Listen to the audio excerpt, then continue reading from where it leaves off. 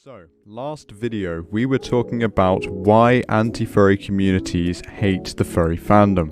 But in part 1 of this mini-series, I had barely any reliable resources to look at.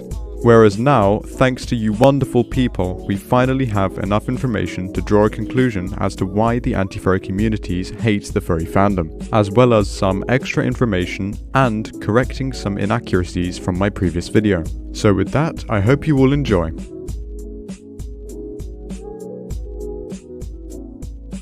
So, starting it off, we have the people who used to be in the furry fandom, which are now in the anti-furry communities. It appears that from their perspective, they see all furries as the same, and point out the negatives of the fandom that they have spotted while being in it, and may have forgotten that there are some people in the fandom with different agendas, and that not everyone acts the same or are in the fandom for the same reasons.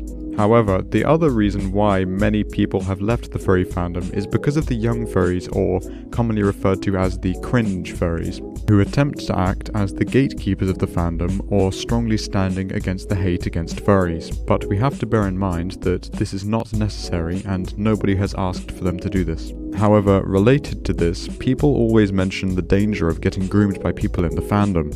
But we've got to remember that this is not exclusive to the furry fandom or any fandom or group. This is a global problem, which is why as soon as we spot it, we have to report it immediately to companies and the police. Which leads me on to the point about drama. Of course, as within any group or fandom, there is going to be drama.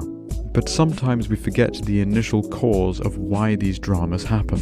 And these are usually to draw attention to something that is not correct or acceptable, such as to not communicate with somebody who used to be in the fandom as they are a zoof or or similar.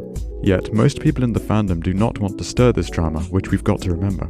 They only want to learn the information so that they can move on with life. But anyways, according to an inside source, most anti-furs do not want to turn society into a dictatorship, and mainly use the videos with propaganda or old war videos to look cool, which I can only assume is popular because of the younger anti-furs who are a lot more extreme and vocal. Another thing that has been stated is that it's actually not the majority of the anti-furry communities which hate the LGBTQ community, but it is actually the minority. So, similarly to the cringe furry situation, where they are the most vocal and therefore get the most attention, it appears that the people in the anti-furry communities that are against the LGBTQ community are actually the ones who are most vocal, which is why they look like the majority and not the minority.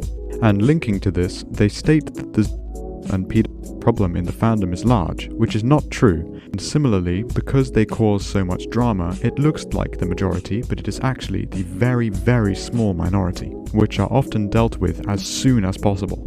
People from these anti-furry communities also state that they are trying to prevent the youth from joining the fandom because of how easy it is to find not safe for work content. And although this may be true to some extent, there are many different security measures put up by these sites and services that prevent the youth from viewing them, although these are mainly for prevention in case of a misclick. However, this is exactly the same for any sites or services on the internet that provide this, and any illegal, not safe for work art, including underage people or characters, gets removed as soon as possible, which also goes for every other site which provides these services on the internet.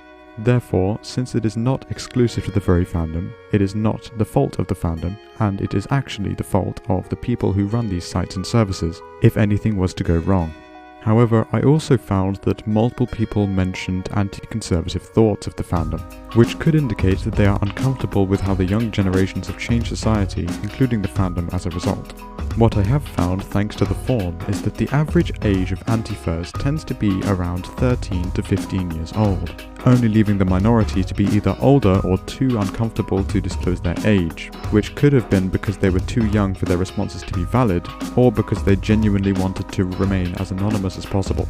However, after completing this research, I can clearly see that when anti-furs are given a chance to state why they have anti-furry views, the majority are peaceful and compliant, which I would like to take this short time to thank you all for. It appears to be the minority which are under a certain age, which could be 13 or under either mentally or physically, totaling to around 20%, that want to involve themselves in physical altercation or are unwilling to share responses as to why they dislike the furry fandom, instead deciding to use slurs against me in their response to my genuine question. It also appears that people have been responding to this as if I lead the furry fandom, which is not true, and for the record, nobody leads it or owns it. There are only extremely influential people, which I don't even consider myself. But anti-furs, please bear in mind that it looks like you're looking at the media's representation of the fandom, which will always be over the top and only focus on things which they can make a headline about, which is usually extremely negative news. But anyways, thank you all for watching this video, regardless of whether you're an anti-fur, furry, or not in the fandom at all, as I appreciate you all. And at the end of the day, most furries are in the fandom to express themselves and have a strong interest in the good sides of the fandom, the sense of community, and anthropomorphic animals at its base. So if you're looking for something to hate, it's probably best to look for the ones who are actually causing trouble, and not the majority of people who are friendly. So, feel free to subscribe if you want to see some more interesting or fun content, and leave some video ideas of what you want to see next. And I hope you all have a fantastic day.